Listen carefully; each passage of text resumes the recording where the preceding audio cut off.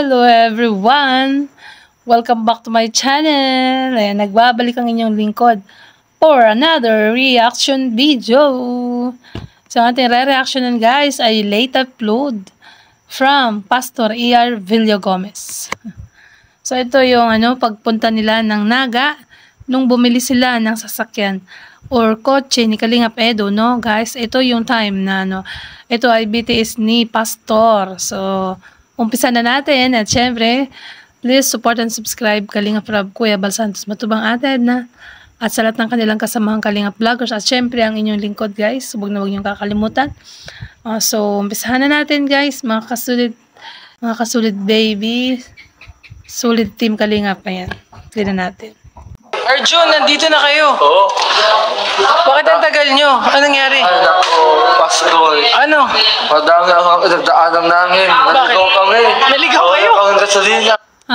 So naiwan pala sila Arjun na nahuling dumating at naligaw at nawalan ng gasolina. Oh, di nga ayan sabi ni Arjun, guys. Ito yung maiksing lamang ito na kung saan ito ay basta makikita nyo na lang mamaya. Ayan, play natin guys.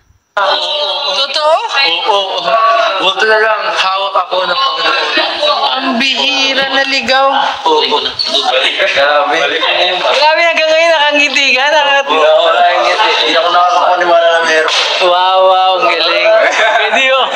Kaya masaya dyan si Kalingap Edo. Yan yung time na bumili siya ng kotse, guys. So, pansin ninyo, ayan, kaninong bag ba yung nakasakbit? Nakasukbit sa, ni Kalingap Edo, ayan. No, kulay gray. Sino ba yung nagbag kanina ng kulay gray? Yeah, ayan. So, tuloy natin. Hindi siya makaligot pa. Hindi niya gagawin. Grabe. Grabe. Hindi, bibigyan mo yun ng pangalan, Eds. Papangalanan mo yun. Papangalanan daw ang kotse, guys, sabi. So, ano kayang pangalan ng kotse ni Kalingap Edo, ah? Grabe. Yan, tuloy natin, guys. Ayun na. Ayan na. Very good, very good. Kinakabahan kanina eh. May naiwan daw. Nice. Natatamay mo yung hindi ako ipakali. Kuha po nila yung naiwan kanina. Grabe, pala siya papadik sa laki. Yan, nakuha daw na nila yung naiwan, guys. Ayan, alam ko ang naiwan na, ayan, no? Yung bag ni Beyonce at ayan nga, kinuha ni Kalingap Edo. Yan, ang bait naman. Ayan, so tuloy natin. Grabe, ano? Grabe ang kotse. Gulat ako eh, magkarating ko. Papa Jam, salamat sa accommodation. Grabe. Ito po ang accommodation. Ganda nga ng bahay nila Jomar, no? Grabe. Ang lalaki, no? Tapos may second floor. Ang luwag. Grabe, yayamanin talaga. Napawaw ako eh. No, kasi wapo ko.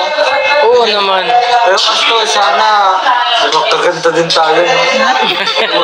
Kasi yung bahay namin, bulok-bulok. Sana magkabahay na daw si Arjun at yung bahay nila ay bulok-bulok. Ako nga eh, hindi na tuloy-tuloy itong bahay ko eh. Ayan, ang ng mga yung sementado. Ayan, so tuloy natin. So, ikaw ang pag-asa sa inyo. Para hindi maging bulok-bulok na. Tama, ikaw Arjun. Dahil ikaw lang naman ang may trabaho ng ganyan, no? Malay mo may mag-sponsor sa bahay nyo, di ba? Yan, so tuloy natin, guys. Kaya ni Kuya Rab, di ba? Dapat mangarap. Yan, mangarap ka Arjun. Para magkabahay ka din at magkakotse, no?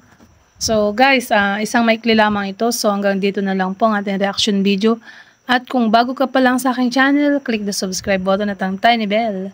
At syempre, ang channel po ni Kalingap Rab, please like and share and subscribe. Kuya Bal Santos Matubang ated na Kalingap, Edu, sa lahat ng kanilang kasamang Kalingap vloggers, Kalingap KRT Boys, no? So, syempre, ang aking YouTube channel, wag na wag niyong kakalimutan po. And thank you guys, and God bless everyone. To God be all the glory.